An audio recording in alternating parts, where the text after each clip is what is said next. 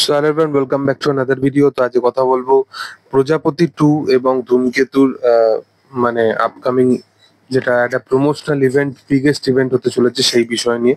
তো মূলত প্রথম আপডেটটা হচ্ছে যে প্রজাপতি 2 এই সিনেমার কিন্তু কলকাতায় মানে কলকাতায় আবার শুটিং শুরু হতে চলেছে। কবে শুটিং শুরু হতে চলেছে? এই সিনেমার শুটিং শুরু হতে চলেছে অগাস্টের ঠিক মিডিল করে।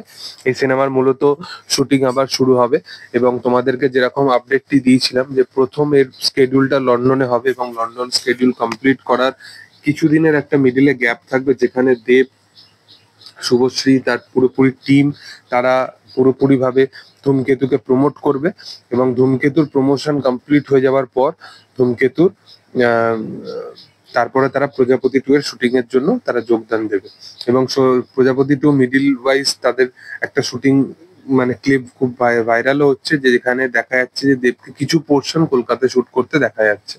দেখার যে সেটা কি হয় আগামী দিনে। তবে যেটা আপডেট মূলত দেবো সেটা হচ্ছে ধূমকেতু ট্রেলার নিয়ে। ধূমকেতুর ট্রেলার 4 তারিখে আসতে চলেছে। এটা অফিসিয়ালি তাদের টিমের তরফ থেকে জানিয়ে দেওয়া হয়েছে। আগামী 4 আগস্ট এই সিনেমার ট্রেলার আসবে। ট্রেলারটা দারুণ একটা ট্রেলার হবে, প্রমিসিং ট্রেলার হবে, সেটা আমরা সকলেই জানি। এছাড়াও আরেকটা যেটা বড় আপডেট সেটা হচ্ছে যে সকলেই এই জিনিসটা মানে এই সিনেমার যবে থেকে এই সিনেমার মানে অ্যানাউন্সমেন্ট হয়েছে তবে থেকে অডিয়েন্সের একটাই ডিমান্ড যে দেব এবং শুভশ্রী এই দুজনের জুটিকে একসাথে মানে একই সাথে প্রমোট করতে যেন অ্যাটলিস্ট অডিয়েন্স দেখতে পায়। তো এই ভাবনা চিন্তাটাকে মাথায় রেখে তারা দুজনে এই ইভেন্টে উপস্থিত থাকবে, মানে দেব এবং শুভশ্রী তারা ট্রেলার লঞ্চ ইভেন্টে একসাথে প্রমোট করবে ধূমকেতু।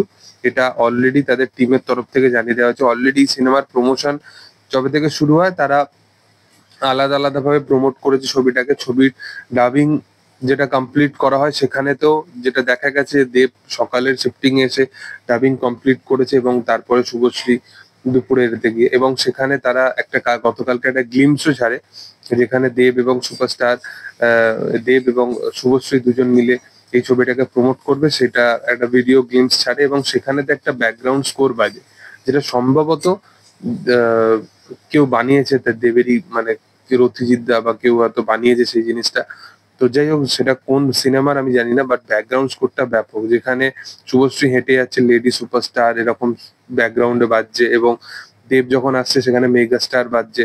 তো এরকম সামথিং একটা মানে তাদের কে মাথায় রেখে একটা মানে আলাদা রকম ভাবে একটা ব্যাকগ্রাউন্ড স্কোর বানানো হচ্ছে, যেটা দেখতে ব্যাপক লাগছে। তো যাই হোক, ধূমকেতু ট্রেলারটা কেমন হয় সেটাই হচ্ছে দেখার। আমি প্রচন্ড ভাবে এক্সাইটেড আছি এই সিনেমাটাকে নিয়ে মূলত ভাবে। তো দেখার যে সেটা কি হয়। এবং ইভেন আমি মানে 14 আগস্টের সময় যে 3টে সিনেমা রিলিজ করছে পর পর, আমি কুলি, ধূমকেতু নিয়ে যতটা এক্সাইটেড আছি আমি ওয়ার পার্ট 2 নিয়েও এতটা এক্সাইটেড নেই।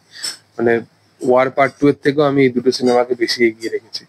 কুলি একটা ইমোশন, আমি লোকেশের সিনেমা প্রচন্ড পছন্দ করি, সেই জন্য আমি কুলি কুলির মানে ব্যাপারটা একটুখানি আমার কাছে ইমোশনালি অন্যরকম।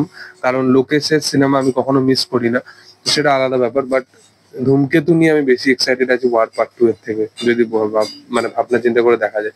তো যাই হোক, তোমাদের কি বক্তব্য এই বিষয় নিয়ে সেটা কমেন্ট সেকশনে জানিও। ভিডিও ভালো লাগলে অবশ্যই লাইক করো, শেয়ার করো, সাবস্ক্রাইব করো চ্যানেলটাকে, পাশে থাকা বেল আইকনটা অবশ্যই প্রেস করে দিও। Thank you all, by.